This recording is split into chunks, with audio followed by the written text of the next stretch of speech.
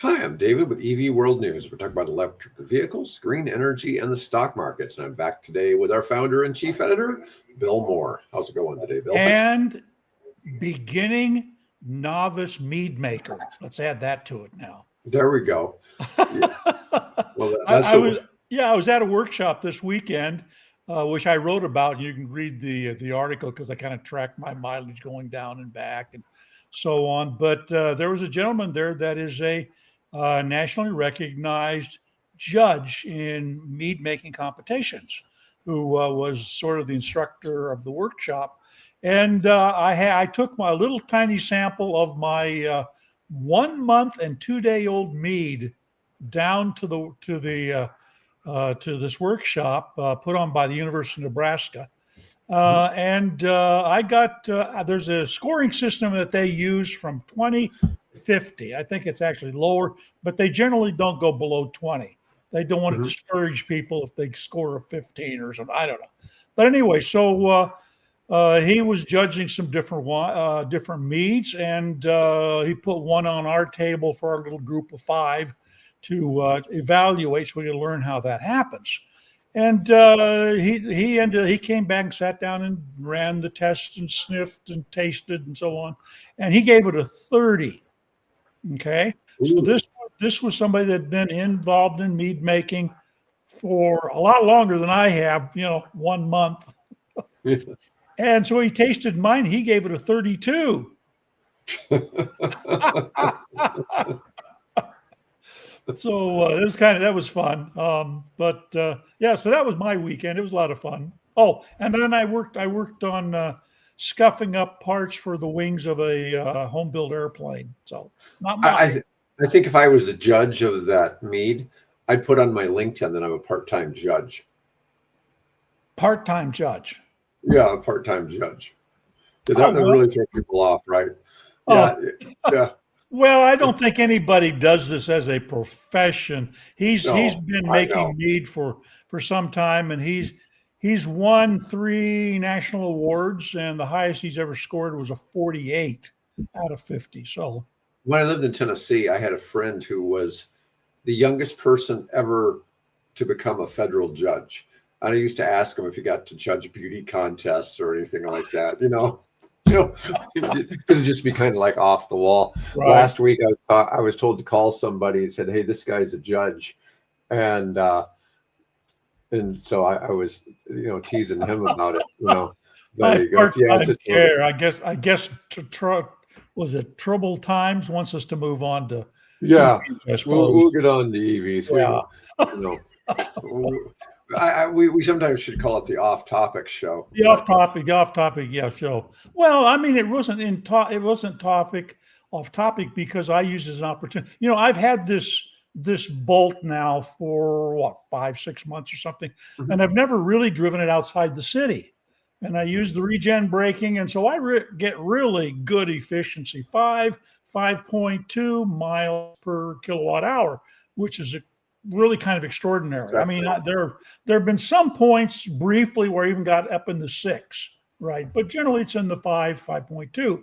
So this was my first opportunity to drive it at highway speeds, for 80 miles round trip, and measure it. And darn it sank to 3.4 instead of my 5.2, which I found a little discouraging, but not really, because at even that rate, it's still 118 miles per gallon equivalent. Try that with your SUV. Yeah, there you go. All right. Well, and the other one more thing. And what did that trip cost me? At OPPD utility rates, it cost me $2.13. What if the magnets get wet? Hey, it was raining and that car worked perfect. So not to worry, there are trouble times.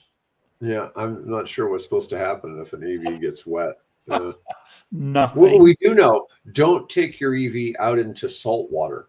Okay, so it's a good rule with a gas car too. Don't take any car out in salt water. Right? Yeah, but if you want something nasty to happen to your car, it could happen in salt water. Doesn't mean it would, Doesn't mean it would, but it could. Yeah, but that being said, do you know where Japan is? I think it's Japan is putting one of their AI data centers Where underwater offshore to cool it off. to handle the cooling problem. Yep. I'm wondering how they're getting all the energy down there. That's, I guess it's just a matter of cables, but still, Yeah. that's an interesting concept. Yep. But yeah, well, there's a windmill cancer. In Missouri, there's some data centers that are underground in salt mines. Oh yeah.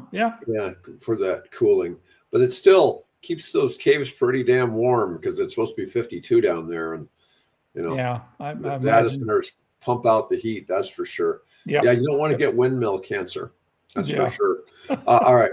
So today's first story, since we were on last week, I think we may have touched on it, but Elon Musk's historic $1 trillion Tesla pay package was approved. So good for him. He's got something to shoot for, right? But he has all the things he's got to accomplish, like 20 million vehicles sold. It has to be making 400 billion a year in profit. Okay, that's a big profit number to hit. Now, is that just the automotive division, or is that all the other ones? The whole company. The whole company. So that's what, X, whatever they call it now, the XAI. No, that doesn't count. That's not part of Tesla. Not SpaceX. No, not SpaceX, not XAI, not. So just the automotive and probably the battery, and maybe the solar part. I think, is that part of the company still? Yes. Yeah, and the battery storage.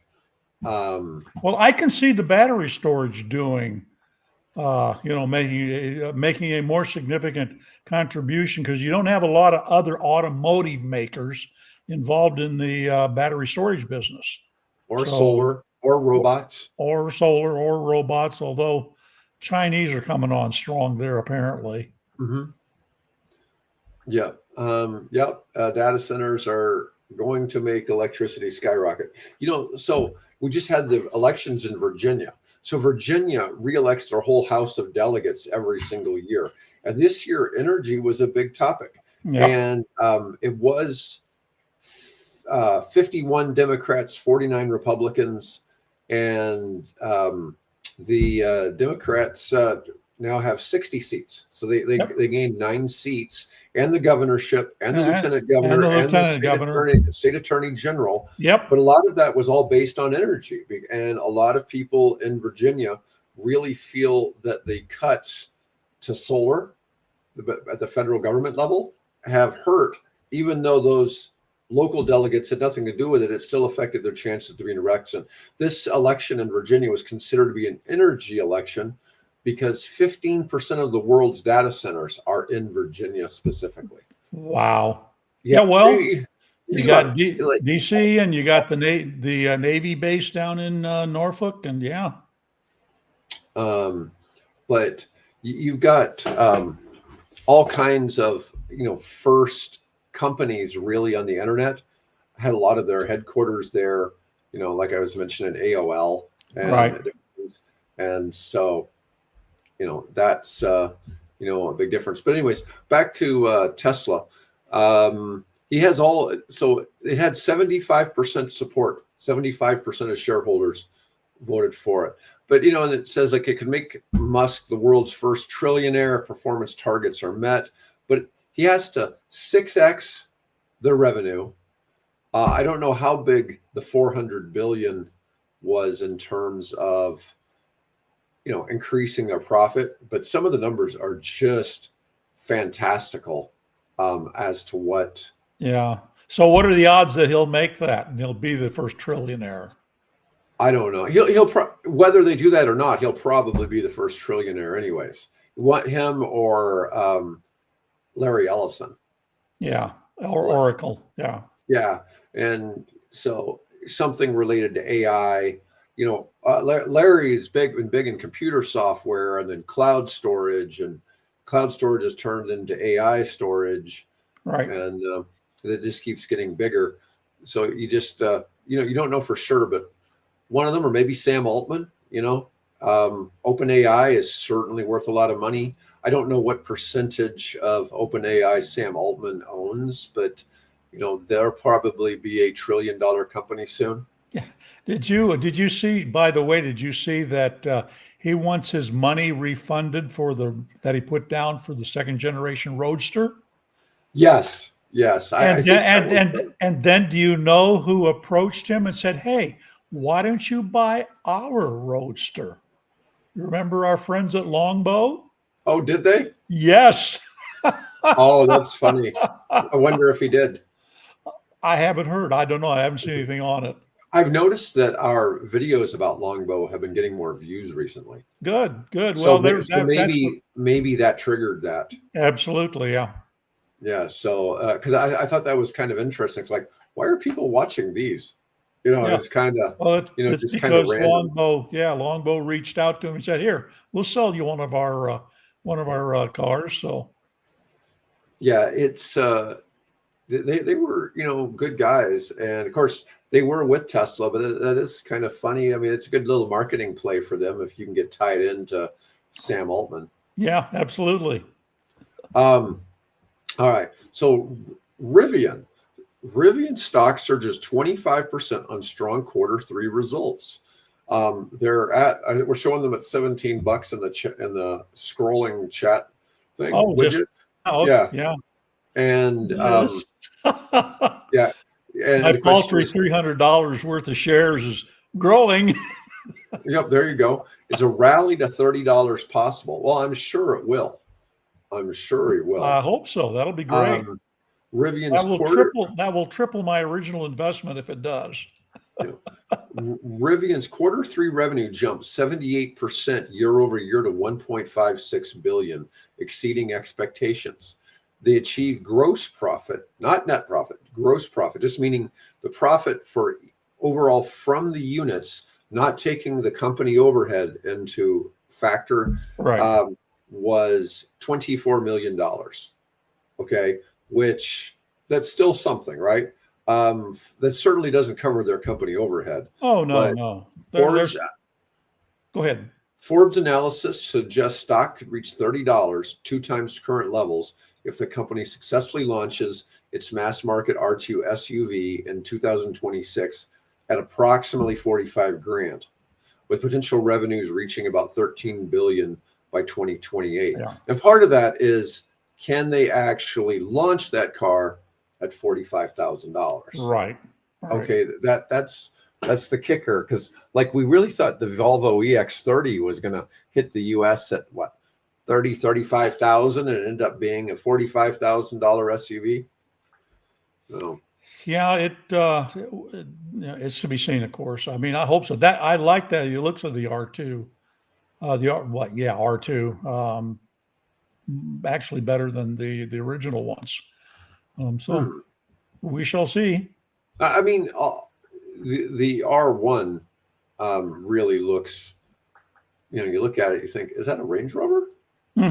But a Yeah. lot of vehicles look Range Rover-ish Yeah. nowadays. Yeah. So it's not. I can't really point fingers like, at Rivian, because Yeah. the Ford Bronco for a while, the original Ford Explorer, kind of, not the original, but the Explorer's model that came out, I think, in 2011, All right. kind of looked that way. You could tell And there you've was some got you've Range got Rover this, yeah, influence. and you've got the Scout coming out here shortly. Yeah, another one. Yeah. All right. So while the news is good for Rivian, Lucid cuts 2025 production forecast amid supply challenges. Hmm. They lowered their forecast to 18,000 vehicles as supply chain issues persist, which, they were making like 1,500 vehicles a couple of years ago. Okay. 18,000 doesn't seem like the end of the world, right? Q3 deliveries rose 47% to 4,078 units, but the company continues to face challenges with Gravity SUV production ramp up. But the fact that the Gravity SUV is happening is a big deal. Tariff costs hit $54 million in Q2 alone, while the elimination of federal EV tax credits creates additional headwinds for both Lucid and Rivian. Yet, they're going on. But let's see. Musk is just a branding person like Trump. Yeah, Well, and no, I don't and disagree with that. that's a lot of why people get paid to represent things is because they have their own personal brand. It's hard really to Well, become. how many millions of people does he have on X now? That follow him. So yeah, Um, yeah, it makes I don't know. It's crazy how many people follow him on X. All right, Trump's anti-EV policies make gas cars more expensive. yeah. I thought I would post that one. That's an interesting one. Yeah, elimination of the $7,500 federal EV tax credit is creating a double-digit percent headwind to industry volumes, according to Goldman Sachs. Tariffs on auto parts from Canada and Mexico adding a couple $1,000s per unit to EV costs, but they're doing that to gas cars too. Elimination of fines for failing to meet fuel efficiency rules hurts EV makers who sold credits to offset penalties. Rivian's credit sales dropped from 300 million to 160 million. But at the same time, it's driven the average price for a gas car. I think it just broke 50,000. I think I Yep. remember seeing that as well. Yeah. Yeah, the average sticker price for a new car topped $50,000 for the first time in September. They're not just getting more expensive to buy, gas cars are getting more expensive to own. For most Americans, gasoline is their single largest energy expenditure, about $2,930 per household each year on average. So that's about $250 a month average for a family. Wouldn't surprise me. It was interesting that I was talking when I got to this workshop down in Nebraska City. The car just pulled in ahead of me was a Prius vintage 2009, like mine. I don't know exactly the year, but so I was asking the gentleman how he liked it and so on. And, how did he use it? And he said, well, apparently I gathered they live somewhere outside of Omaha and his wife uses it to commute to I guess somewhere in North Omaha, I think he told me. And he said, I said, well, should be saving gas on it. And he says, well, not really. He says, because, she's driving on the interstate at high speeds and you can't take advantage that much of the auto stop start function in a Prius, right? The only real advantage of saving gasoline in a Prius is when you pull up to a light and the engine turns off and you're not burning gas. And then it automatically turns on when you hit the accelerator and you pull ahead. And of course, when you're driving on an interstate, that doesn't happen. So he was sort of disappointed. I don't know how long he's had it, but he was kind of disappointed that they were spending about the same amount of money on driving the Prius as they had apparently been with whatever their previous car was, which I thought was kind of interesting. Yeah, it's kind of interesting because the car manufacturers are getting regulation whiplash because there's a whole bunch of stuff. It just keeps flip-flopping back and forth every 4 years on what will happen with emission standards, different things like that. In a way, we have to accept blame as consumers and as voters because, I know these guys.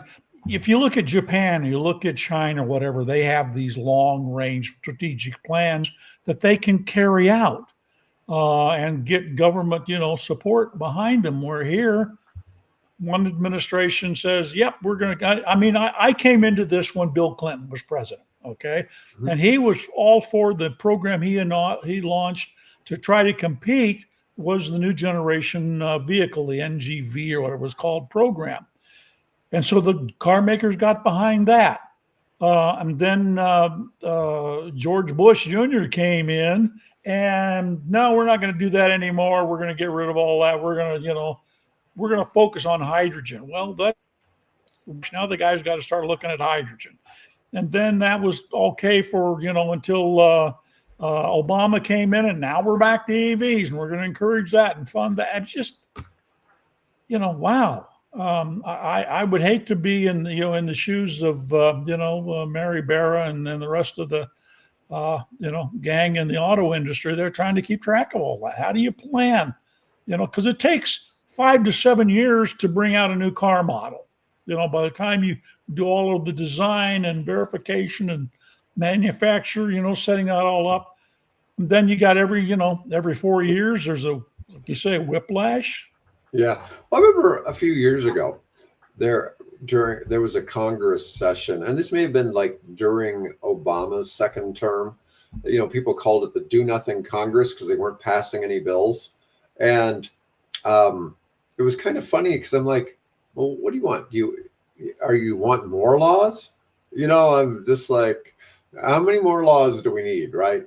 And it sometimes there has to be kind of a happy balance. I realize a lot of the bills they passed have more to do with than just being laws, but it would be, it's funny to see. But as a politician, if you're president, you have to show you're doing something, right? So the whole idea that it was, hydrogen, then it was EVs and this other things. It's like, I get it. And then you have to show you're doing something different than the last guy, right? Right. And unfortunately, sometimes that stuff just gets out of hand. All right. So Rivian has expanded their adventure network to 850 plus chargers.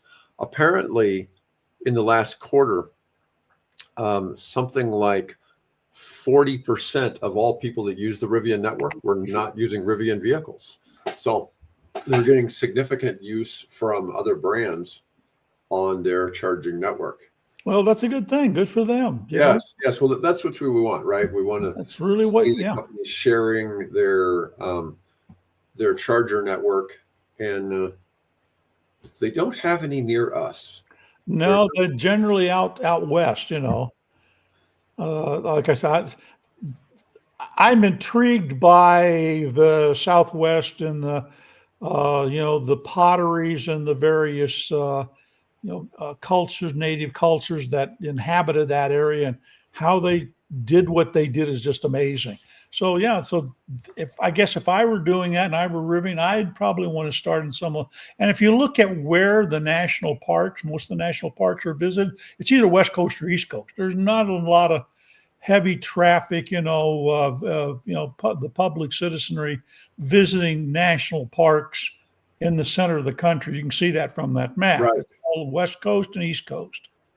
So these are mostly in national parks. Yeah. Yeah, well, I guess that explains it. We don't have I don't know.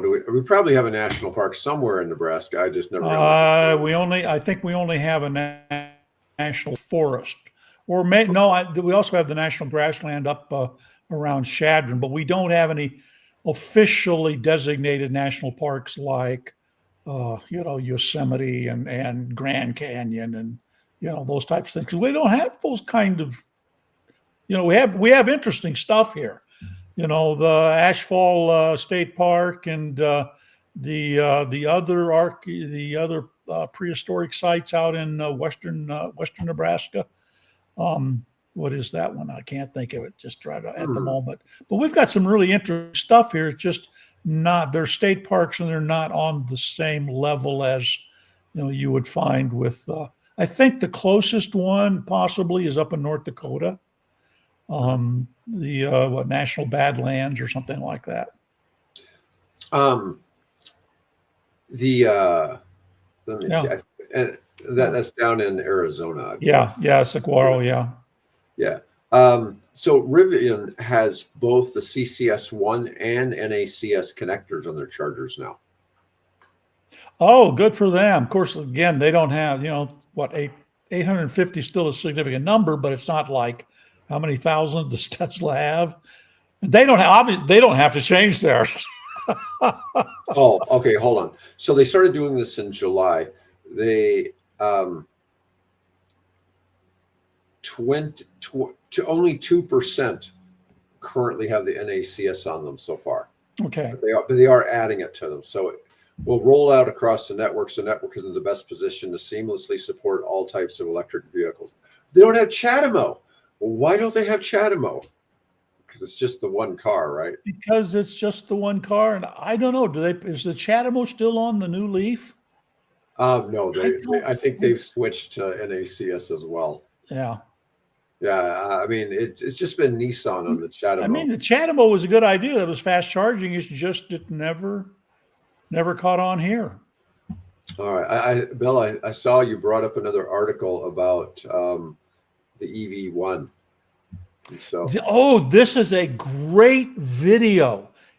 This guy did a lot of research into how come this car escaped being crushed, and can GM actually enforce their loan? I think he called it because they loaned. Basically, what they did is, we're going to loan this out to educational institutions, and you can't restore it. You can't make it drivable again. It's just there for educational and static exhibition purposes. So he goes into how did this one car, VIN number 212, how did it escape being crushed in all, all of the other 1,000, he gave the numbers, like a little over, I think like 1,100 EV1s that were built. All but like 40 of them were crushed.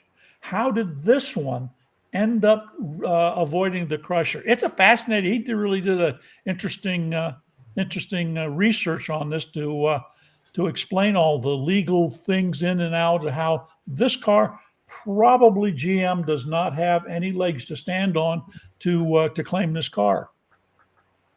Yeah, that one's it is just kind of fun to see that, right? One of the first electric vehicles, and this is from the 90s. Late 90s, yep. Yep. And this was one of the first, just, well, like I said, it's VIN number 212. So it's an extremely early, early version of the car. All right. So India manufactures solar panels. Adani, the guy that Trump pardoned and wind turbines. Yes. Well, they have shipped 15 gigawatts of solar modules so far. So that's pushing. I've got two India articles today, and that was one of them. Adani Solar has shipped 15,000 megawatts or 15 gigawatts of solar modules across domestic and international markets, becoming the first and fastest Indian manufacturer to achieve this feat. 5,000 megawatts exported, 10,000 megawatts deployed within India. That's the equivalent of 28 million units, covering about 75 football fields. Now, what wasn't clear from the article is this was American football or foreign football. Or foreign football. And I would guess probably foreign football. Soccer, what we call soccer. Everybody else calls football. Yeah. When does it indicate how many of those were kept internally within India, and how many were 10,000 megawatts. 10,000 megawatts were deployed in India, and the rest of them were exported to probably, I would imagine, Africa and Middle East. And let's see if it gives me data. It doesn't really give me data on what countries they were exporting to, but I would assume a lot of that was probably Africa, yes, but it's hard to say for sure. And still, that's a big number, right? So ever since Adani got pardoned earlier this year, he's gotten in trouble with or under investigation again by the U.S. because he was buying Russian oil. And his cargo ships that were hauling the oil were like turning off their tracking system. Yep. Some stuff like that. Yeah. Part of the Russia's ghost fleet. Yeah. Interesting stuff. It wasn't a Russian ship. It just Russian oil, but no, it was leased by whoever, Luke Oil or whoever handles those kinds of things. Yeah, anyways, all right, and an organization in India called NTPC Green begins land work for 25 gigawatt solar parks in Rajasthan. 25 gigawatt solar park. That is like how many acres is that, I wonder? Well, that's 12,500 football fields. I don't know. What's the difference? I never looked this up. What's the difference in size between a soccer field and About 10 yards. Longer or wider or what? Longer. Longer. Is this about the same width? I mean, Yeah, when I watch it on television, it seems like, God, that's a really big field, compared to it's a like, football field. yeah, it's generally you have the end zones for U.S. football included in a soccer. Okay. So AI bubble will be 10 times worse than the housing bubble. I don't know. I hear people talk about things like this. I mean, Yeah. if something really comes in and severely disrupts what's going on in AI, because you've got NVIDIA is now worth $5 trillion, but NVIDIA is simply providing computer parts. Okay. Yeah. Did you see SoftBank sold out there? I don't know. It was like $590 billion by selling their NVIDIA shares. I guess time to cash out, right? Time to cash out. Yeah. Yeah. It's really hard to speculate what's going to go on there. It's like me looking at the nuclear stocks. I've been following the nuclear stocks for long enough now that I'm really starting to notice patterns. We don't have ASPI up, but ASPI is one that it seems to drop down to the high $8 range and then Right. go up to the low $12 range. And right now, it's just about to drop back into that $8 range. And it's like one of the things, like when it goes below 9, it looks like it's probably a good idea to buy. Yeah. Ride it till it gets past 11, unload it, and then wait for it to come back down again. It's just like Right. Oklo on here.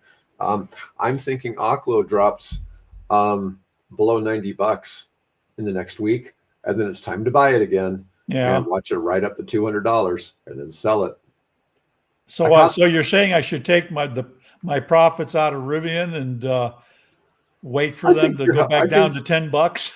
I think no, I'm not. Rivian's not in that space. Okay, good. So it's a different technology. Yeah. But I watch the nuclear ones. What'll happen is they'll start. Trump will do something and mention nuclear energy. The stocks will go flying. Okay, Right. and then somebody will come along and it's like, hey, these guys have no revenue. It's overpriced, and like. Somebody like Kathy Woods will go off and sell a few $1 million worth. Right. And all of a sudden everybody else decides, Wants to do the same thing. market. Yeah. And so they all sell, and then the stock tumbles. But I rode Oklo from 115 to 175. It maxed at 193 though. Okay. So it went higher than that. But I'm waiting for it. I'm pretty sure it's going to drop below 90 this time around. We'll see. Okay. If you remove gains from AI, the economy grew by only 0.1% last quarter. So, Matt, this is kind of interesting. In the venture capital space, it's very difficult to raise money for anything that is not AI related. Nobody wants to invest in anything else. Okay. Yeah. They'll invest in real estate or some other things, but as far as good ideas or whatever, nobody really wants to go after something if it's not AI.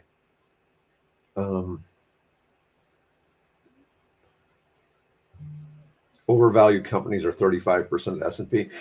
About half of all publicly traded companies don't turn a profit, and that always seems hard to fathom, that so much money is invested in all these companies, but a lot of them, like the ones I was given in the nuclear space, a lot of these companies are worth north of $10 billion, and they've never really had any actual revenue. Never had any revenue because they're not generating any power yet. They're just research and development companies, right, essentially, that have contracts pushing stuff forward. I'm going out and actively seeking customers for those reactors. Like this weekend, I met with 3 people that can use them in 3 different countries. While I was in Arizona, I had meetings down there, and that need nuclear reactors for manufacturing in different parts of the world.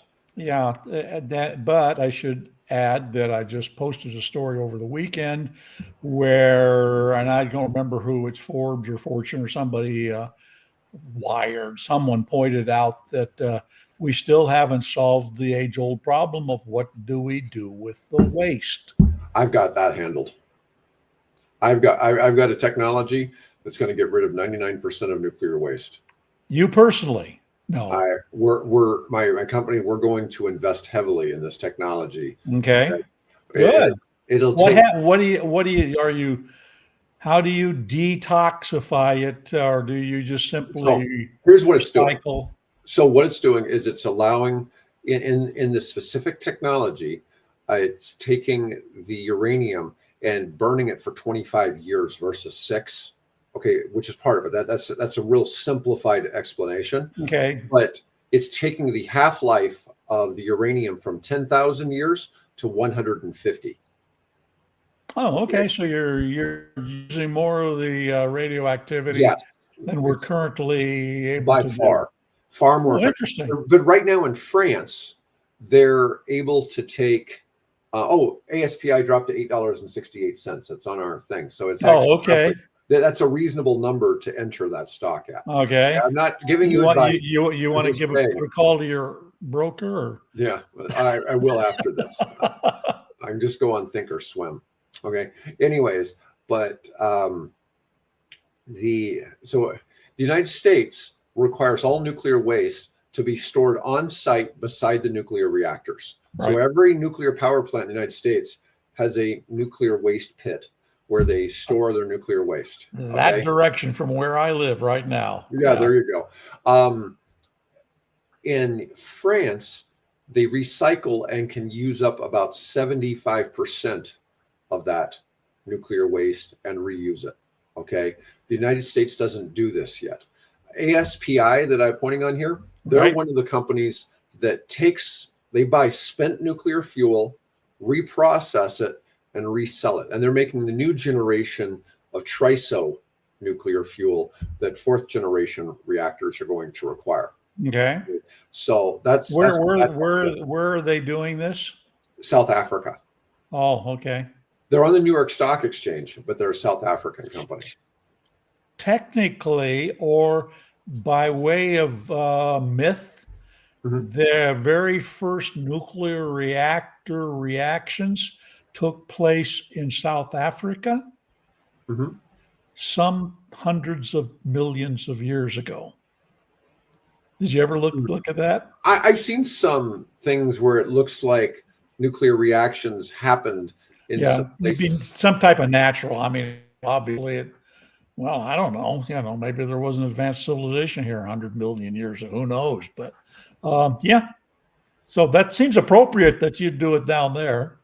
Yeah.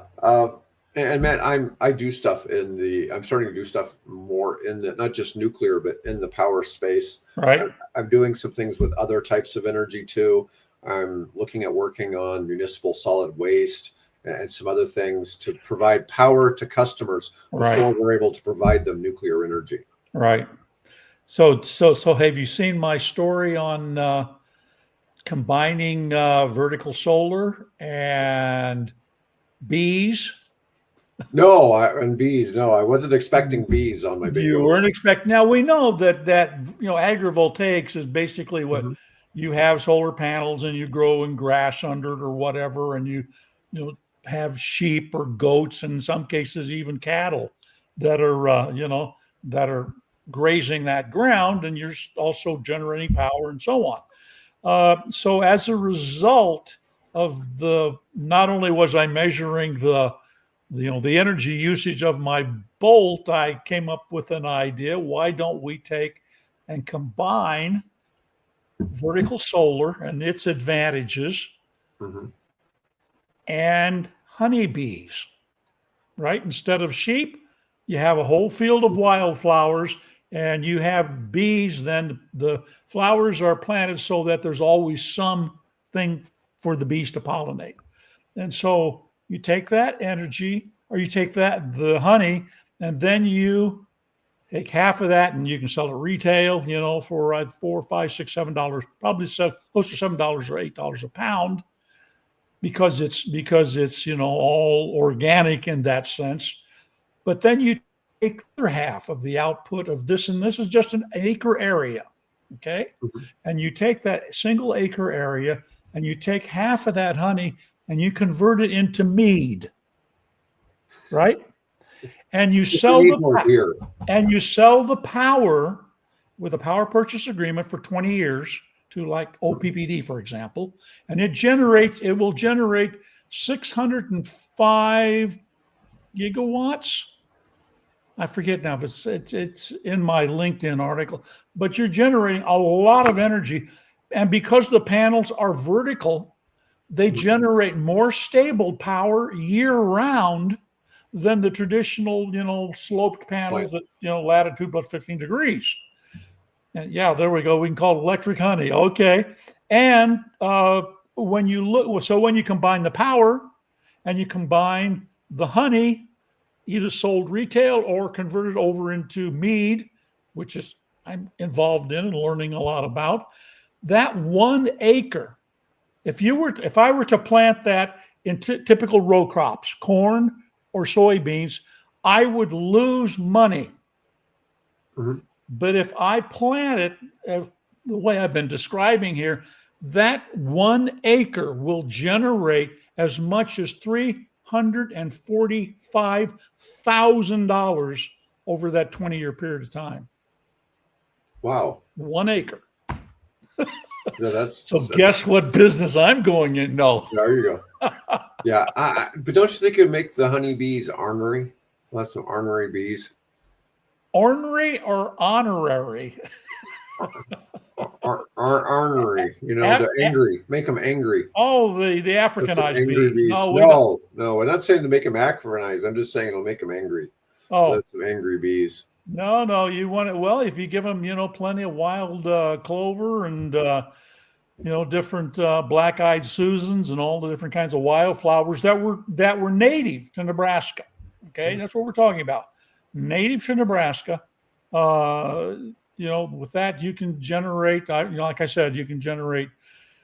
Wow, I forget. I think they were just in using half of the honey off of the hives on that acre ground would generate something like $45,000 in mead sales. Mm-hmm. Not bad. No.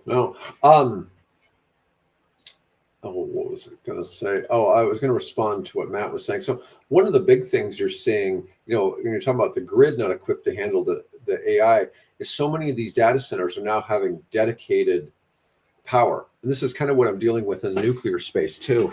The idea is to site your energy right at where the energy is going to be used versus so when Google puts a data center, let's say in Nebraska, they'll have a corresponding, say, 600 megawatts of solar that way behind me a few miles. But the solar may be out somewhere in western Nebraska where it's nowhere near the data center. Right. But so what'll happen is the power company and Google will do some type of trade-off to make that work out.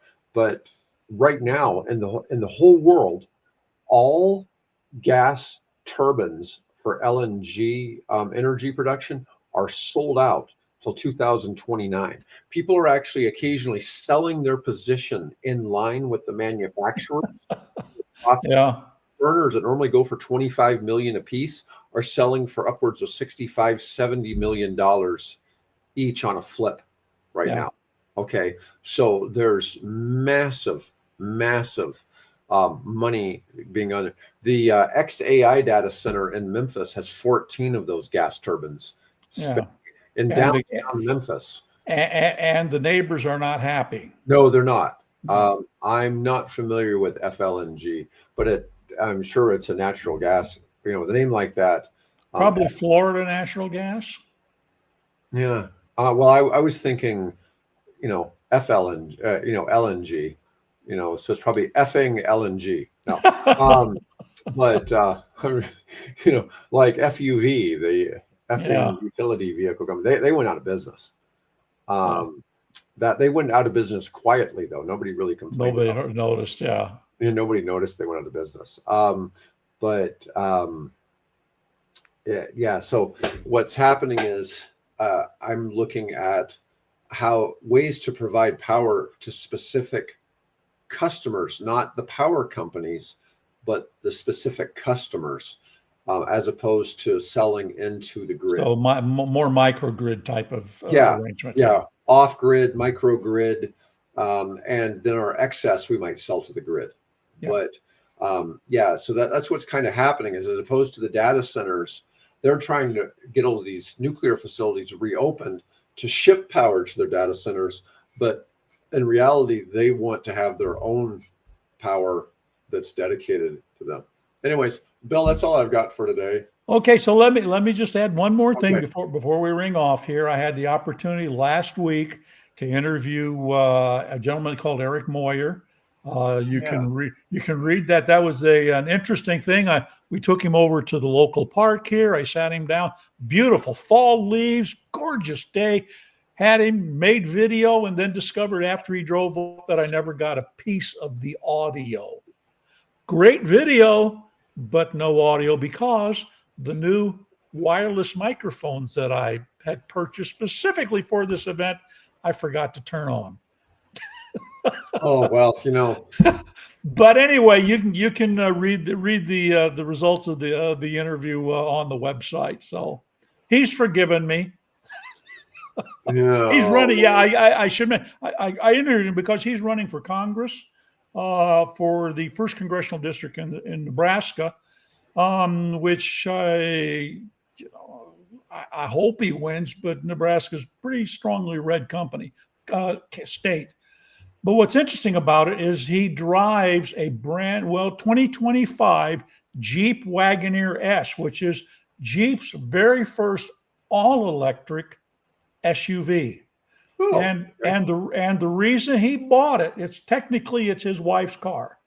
But the reason he bought it is because it's so much cheaper to drive because it's electric and because it has roughly 300 miles range. He can pretty well drive it all through the district, which basically stretches from the northern border of Nebraska to the southern border, and then west to like sort of Grand Island, that area, except for that little piece immediately around Omaha. That's District 2. But he's got the rest of that. It's like 650 is it 6,500 square miles, and something like about 650,000 residents. Yeah. So I tried to make, when you said 650, you're starting to say 650,000, but it's, it's surprising. Populated. It includes Lincoln, Fremont, Columbus, that area. So it's a fairly large thing. But yeah, he says the reason I do, he says I can drive so much cheaper on this and go. He said I already got 8,000 miles on this thing going out. So it's an interesting interview. It was fun sitting down and talking to him, and then to discover, to my chagrin and embarrassment, that I did not turn on the microphone. So I hastily wrote up a print article for it. So anyway, that's enough. We can ring off. Thanks for everybody. Thanks everyone for watching. I'll be back tomorrow with our engineer, Mike Herzog.